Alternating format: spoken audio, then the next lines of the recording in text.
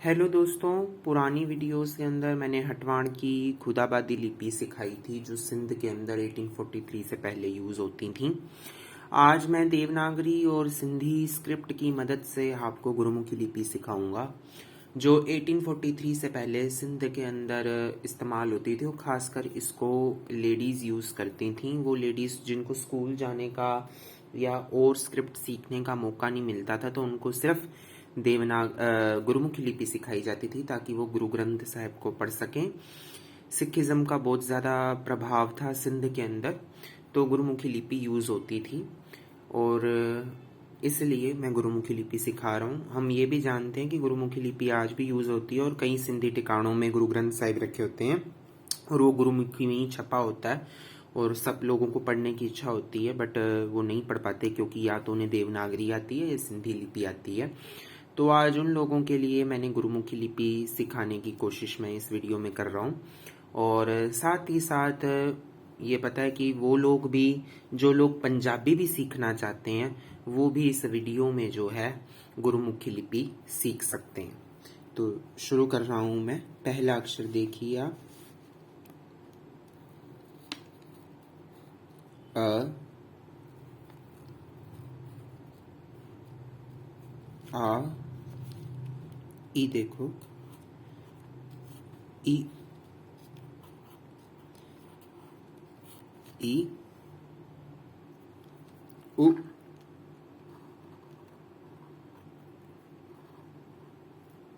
उ,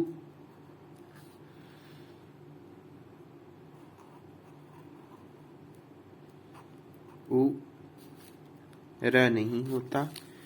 ए देखो,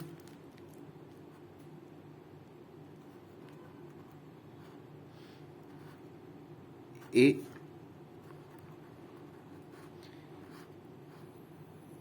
आए, ओ देखना,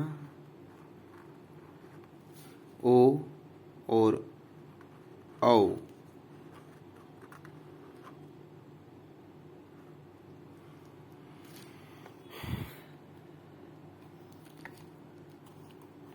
क। ये क होता ही नहीं है, बट इसको दिखाने के लिए बिंदी लगा सकते हो। ख देखो, ये ख जो है वो गुरुमुखी लिपि में भी होता है।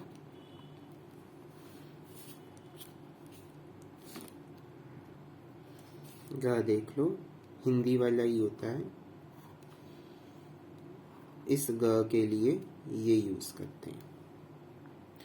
अब क्या होता है कि जो ये वाला ग जो सिंधी का निज अक्षर है, ये तो होता नहीं।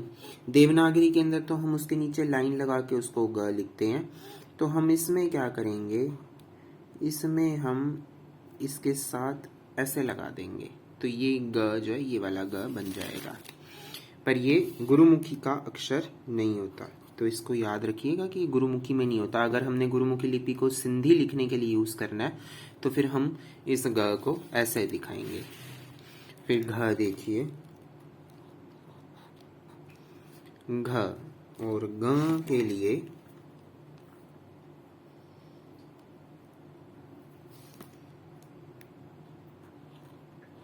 ऐसे बनाएंगे। र बनाना, ऊपर थोड़ी सी लाइन खींचनी है। फिर च देखिए, च, और फिर छ देखिए, ज देखिए। बहुत सरल है ये तो सारे अक्षर। और अब ये है द, ये होता ही नहीं है इस गुरुमुखी लिपि में, तो इसको दिखाने के लिए भी हम ऐसे लाइन बना देंगे। नीचे लाइन नहीं खींच सकते क्योंकि वो फिर छोटे ओ की मात्रा बन जाती है। उसके बाद आ गया न्य। न्य होता है, कुछ नहीं करना, अपने हिंदी का ह बनाना है और इसके ऊपर लाइन खींच देनी है, यहाँ स्लैंटिंग एक लाइन बनानी है, तो ये न्या बन जाएगा। ज एक ही होता है गुरुमुखी लिपि में, जिसको ऐसे बनाया जाता है। जंजीर जब पंजाबी में लिखा जाता है तो ऐसे लिखा जाता है। उसके बाद अब ट देखिए, ट सेम हिंदी वाला ही। ठ देखिए, सेम हिंदी वाला ही, देवनागरी वाला ही। ये ड नहीं होता, तो इसको दिखाने के लिए हम ऐसे लगाते हैं। मान लो डेडर लिखना हो गुरुमुखी लिपि में सिंधी का अक्षर, तो उसको ऐसे लिखा जाएगा। ध्यान से देखिए,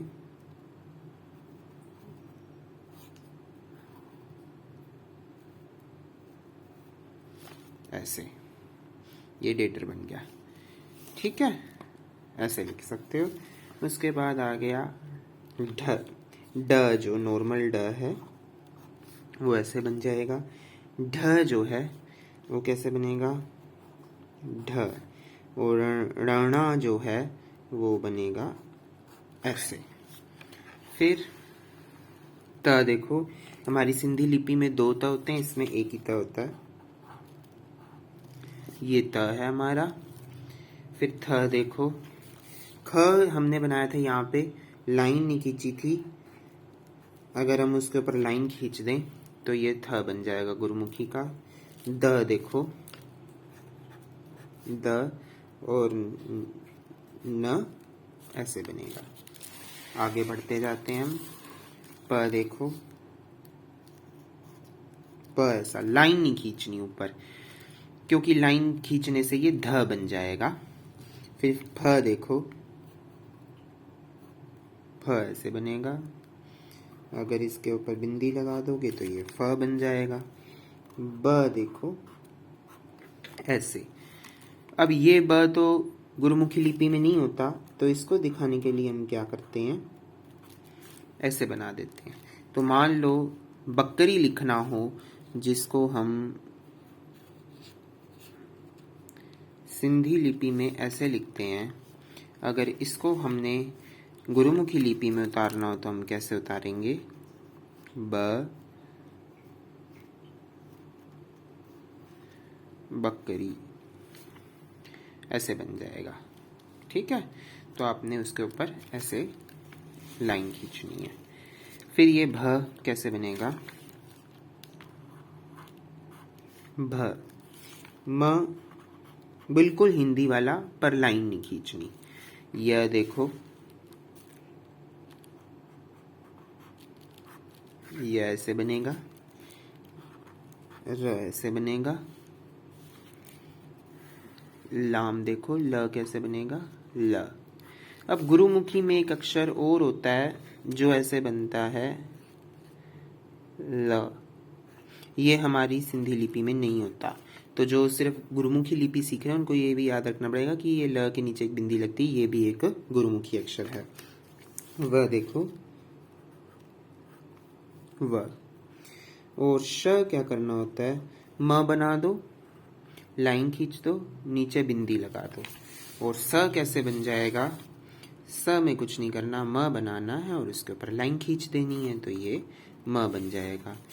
ह देखो, ह 2 हैं, एक तो नॉर्मल ह है, एक बिंदी वाला ह है। और ये ड़ कैसे लिखा जाता है, ऐसे। तो अगर हकीकत लिखना हो तो हम हकीकत ऐसे लिखते हैं। अब इसको अगर गुरुमुखी में उतारना हो तो हकीकत हम ऐसे लिखेंगे। तो ये हो गया, मैंने आपको गुरुमुखी लिपि, तो ये मैंने आपको गुरुमुखी लिपि सिखा दी, जिससे हम सिंधी 1843 से पहले लिखा करते थे और बहुत कम यूज़ होती थी ये। पर ये स्क्रिप्ट भी मैंने आपको सिखा दी ताकि आप देख सकें कि जो कुछ धार्मिक किताबें जो इंडिया के अंदर सिंधी बुक्स गुरुमुखी लिपि में छपती हैं उसको पढ़ सकें, और जो सिंधी गुरु ग्रंथ साहब को पढ़ना चाहते हैं वो भी इसके माध्यम से गुरुमुखी लिपि सीख के गुरु ग्रंथ साहब को पढ़ सकते हैं और सिंधी कल्चर के एक छोटे से पार्ट से जुड़ सकते हैं। तब तक के लिए धन्यवाद। प्लीज़ सिंधियत को फैलाएं।